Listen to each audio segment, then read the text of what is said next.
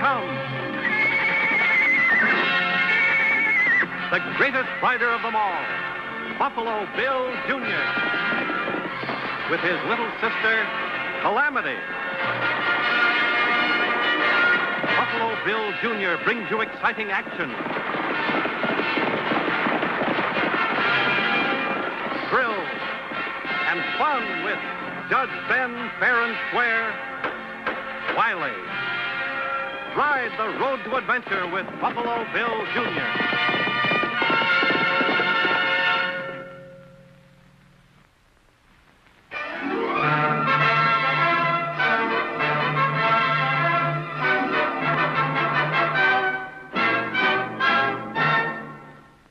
The Bible says the love of money is the root of all evil.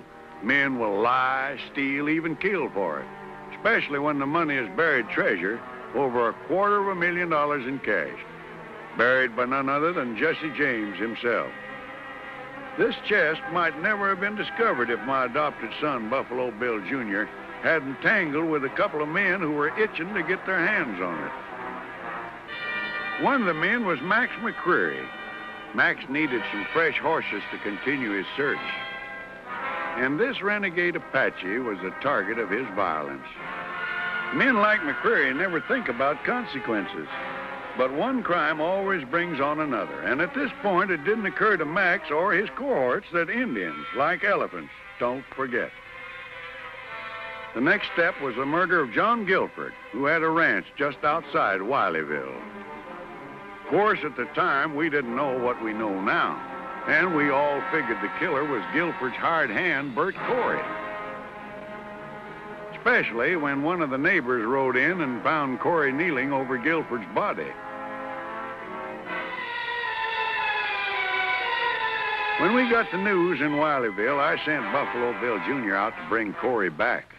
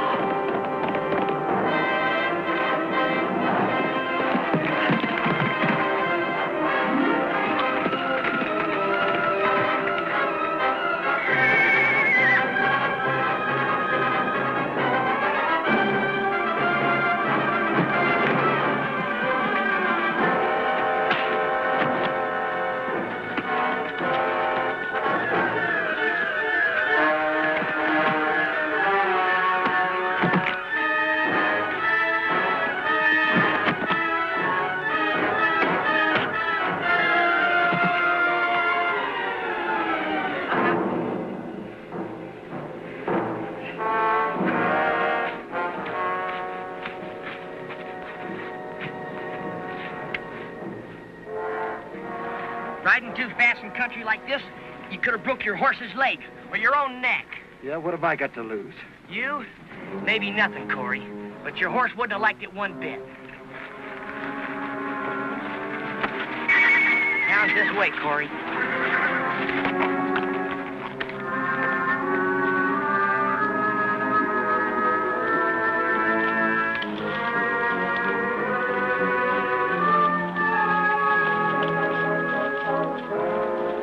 Could you help me, strangers? I'm looking for the Guilford Ranch, just outside of Wileyville. A man by the name of John Guilford. Mr. Guilford's dead. He was killed this morning. Killed? How? Who did it? Kind of looks like this fella did. Anyway, I'm taking him back to Wileyville. Well, my name's Kent, Bob Kent. Well, I'm called Buffalo Bill Jr. Howdy. How are you? Why would you want to kill John Guilford? I didn't. He was dead when I got to him. Then what'd you run away for? I got in trouble once. Served a year in prison. I knew they'd accuse me, and, well, I was scared. You know, he could be telling the truth. He might. Say, Mr. Kent, why don't you ride back into Wileyville with us? And we'll let Judge Ben Wiley decide. Right.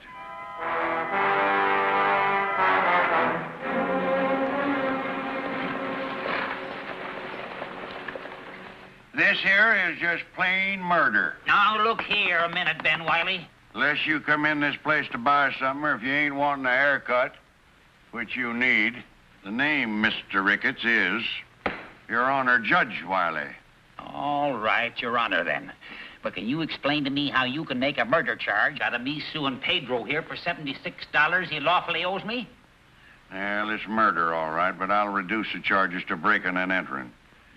Is that all right with you, Pedro? Si, Your Honorable Excellency.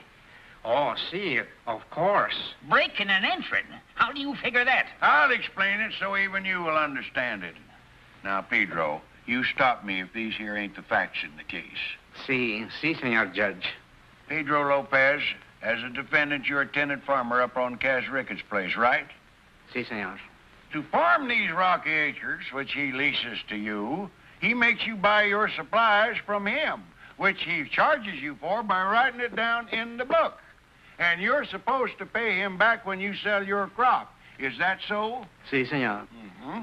Well, last year he gave you $56 in seed and supplies. And this year, $76 is written down and charged to you. Ricketts, has Pedro ever paid you any money on account? Well, some. And I credited against what he owed me on the books from last year. Uh-huh. Yeah, now this here is my books. And I find you charged Pedro more than $70 for what you bought from me for 30-odd. Yeah, a man's entitled to charge a little more for extending long-time credit, ain't he? Sure. But charging the way you've been doing is what's making you liable for breaking and entering. What? You keep breaking, Pedro, but what you're entering in the book. And if that ain't breaking and entering, then I ain't never heard it. I fine you $77. $77? What about the money he owes me? You better pay the fine before I hold you in contempt. But I ain't And said... if I do find you in contempt... But you got no right to... Listen, if you're found guilty of contempt, you ain't got no right in this court. According to you, no one's got no right. And I'll throw you and your case plumb out of my court.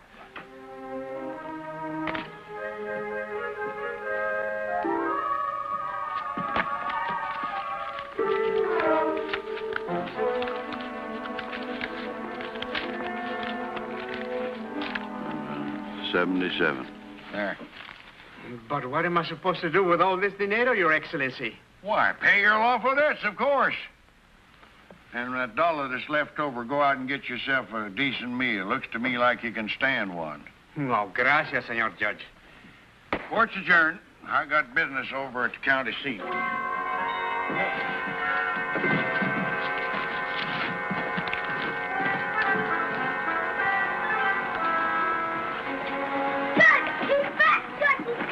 Thunder and tarnation, young'un. A little harder, and I'd been flat on my back. It's Bill. He's back, and he's got Corey.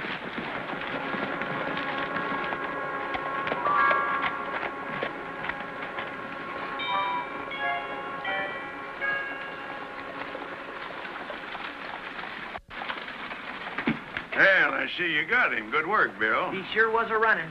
Well, it's liable to be the last running he'll do for quite a spell. Judge Wiley, Yes? I don't think this man killed John Guilford. What did you say? I said I don't think this man killed John Guilford. And I think I can tell you who most likely did. Well, you got a lot of talking. We got a lot of listening to do. We better go inside. Bring Corey in, Bill.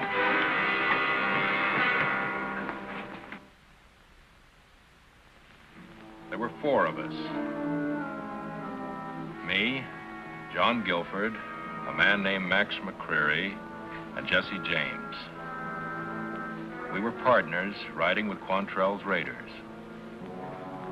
We didn't always ride together, and it wasn't until we were all finally on the run that Guilford and McCreary and I discovered that Jesse James had held out on us. Somewhere along the trail, he'd gotten hold of over $250,000 in cash and hidden it. Buried it where only he could find it. Jesse had a map showing where the money was buried. When we caught up with him, we forced him to divide it into 4 parts, and we each took a part, promising to meet later, put our parts of the map together and dig up the money and share it equally.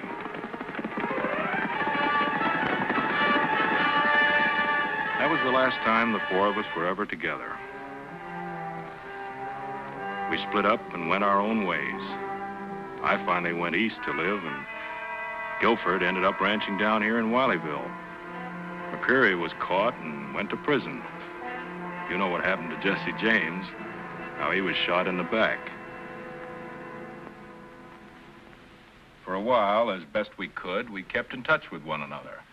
Long enough to find out that McCreary had gotten a hold of Jesse James' part of the map. 2 weeks ago, McCreary was released from prison without letting either Guilford or me know about it. And you figure this McCreary man is trying to get a hold of the other 2 parts of the map so he can get the money himself, huh?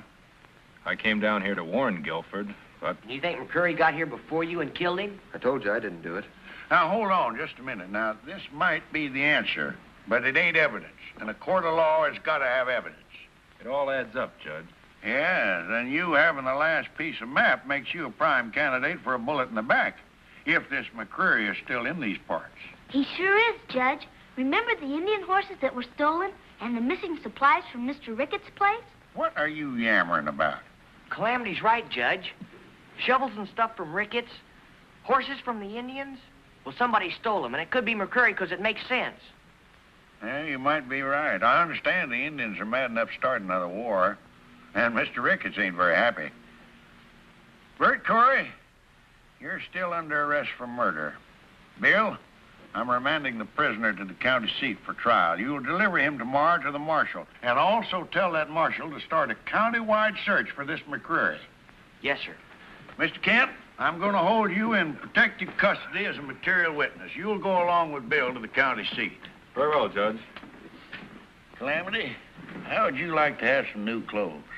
Would I? Oh, boy. I've got some business over at the county seat myself.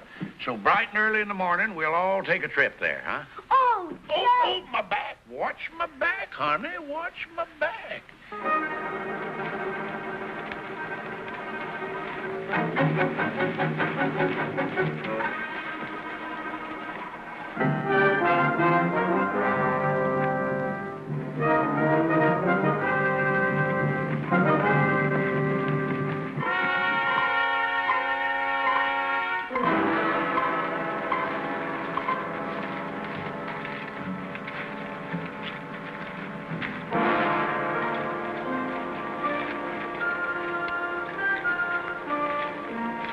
Indian ponies.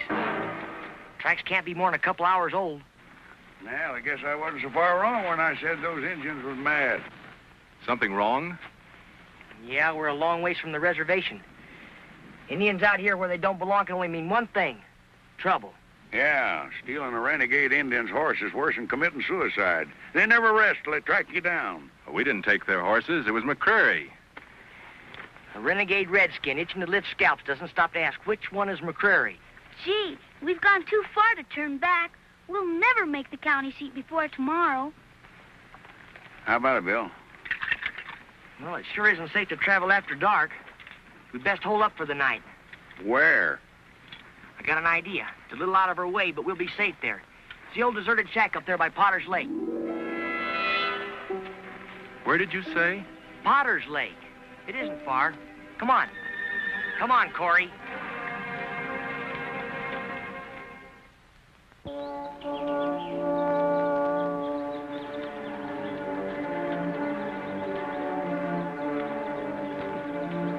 Judge, if you and Mr. Kent will take care of the horses, I'll get some water and see about getting dinner started.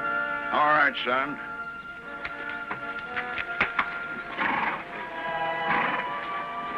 Here, Judge.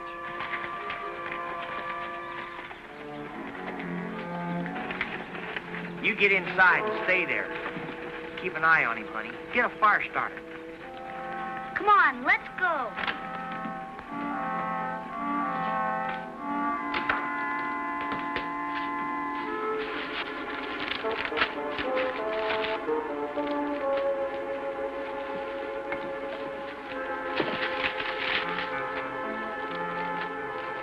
Here, Calamity. Let me help you. Thanks.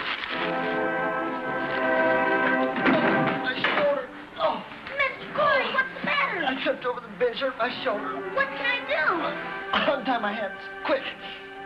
Hurry. Oh, my shoulder hurt.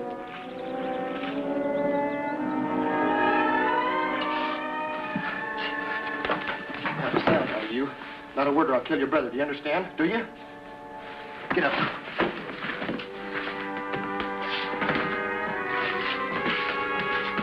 Remember now, not a sound.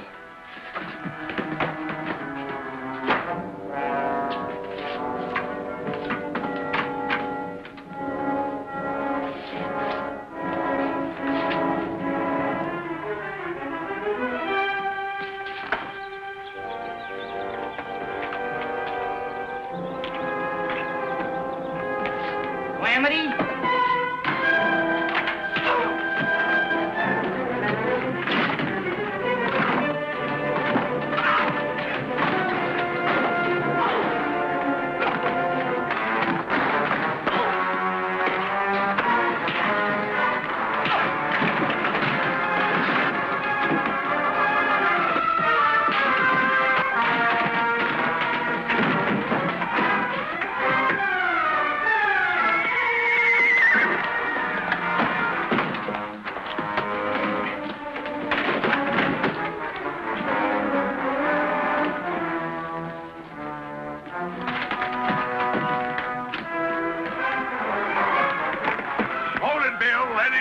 Come here.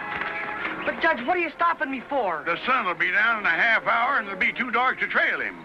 But I could have tried. You remember the Indian tracks? We'll all be safer if we stick together. You're right, Judge. Well, let's get some food and a good night's rest, and we'll get an early start tomorrow morning. That's right, son. And the authorities at the county seat will have to send out an alarm on Corey as well as McCreary. Let's put the horses away. Come on.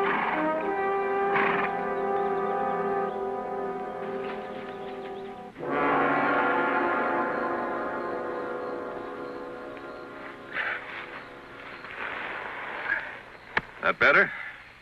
Yeah, thanks. Your horse broke his leg up in the hills there, and some rocks threw you on your head, knocked you out. The boys here found you and brought you in. Where were you heading for, rushing through the hills at night like that? Oh, it's that way, huh? On the run. Well, never mind. We're in the same fix ourselves. What are they after you for? They think I killed old man Guilford.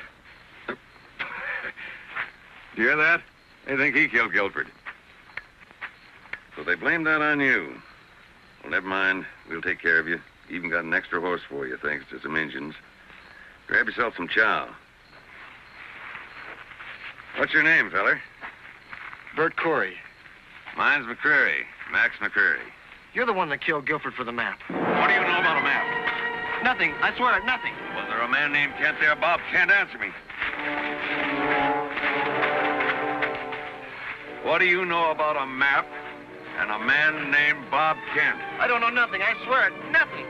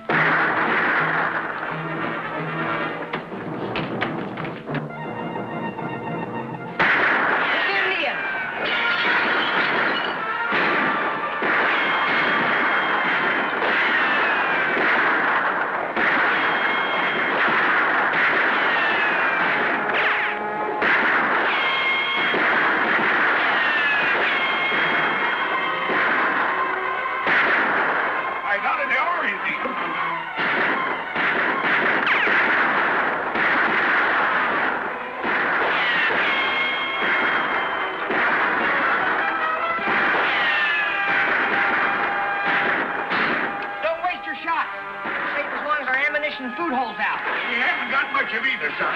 Calamity, get down from there.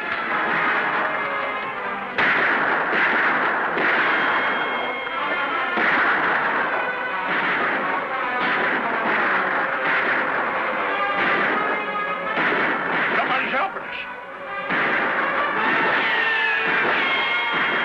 Hold your fire. They're running off the Indians.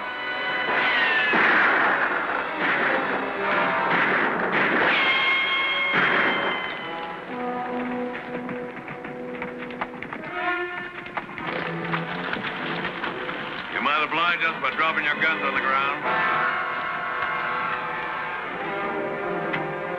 It's McCreary. Better do as he says. Hello, Bob. Been a long time, hasn't it?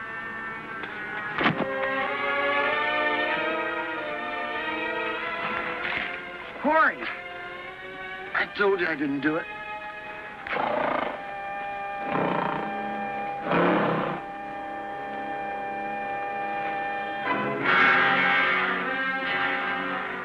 Well, here we are. 4 pieces of paper. Put them together and you got yourself $250,000 in cash. Mr. Jesse James' private little nest egg. With those 3 pieces, I had everything I needed except the name and the place. I figured it was some kind of a lake or something, but I didn't know the name or where.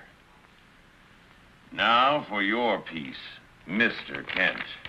Save yourself the trouble, Max. The name is Potter's Lake, and it's right out there.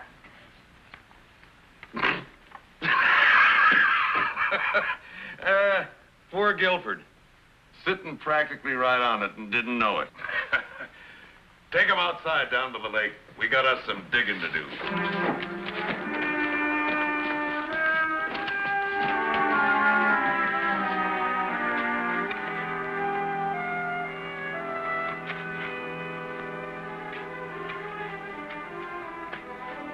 Got to be right in here someplace.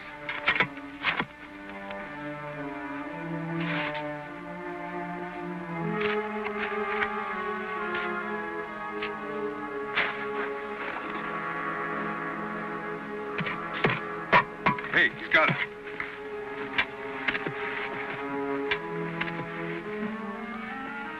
A little deeper. Let me get that handle. There, come on.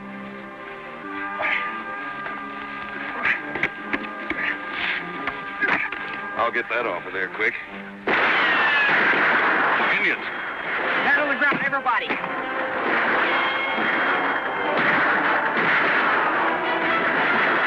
Untie my hands.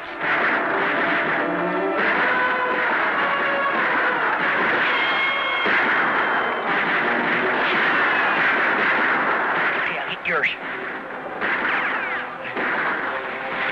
Now, untie the judge.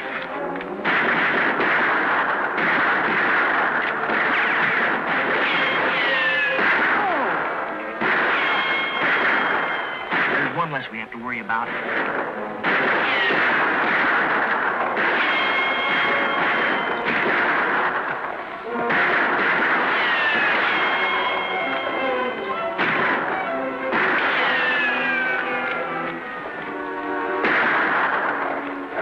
Hold it. We've run them off. Now!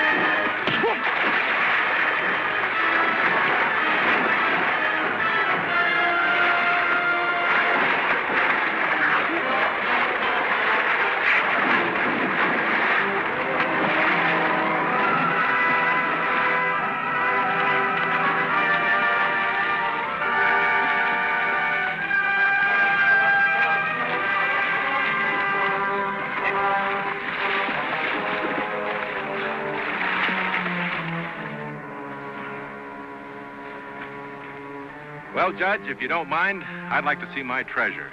Mr. Kent, you claim to be the rightful owner of this chest and what's in it? That's right, sir. Then I'm pleased to inform you you're no longer in custody as a material witness.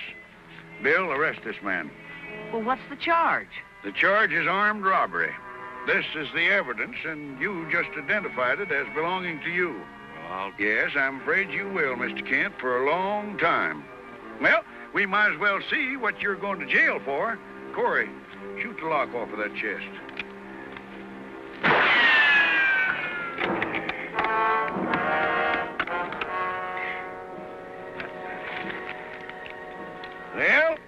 it is, Mr. Kent. Your $250,000. Confederate currency.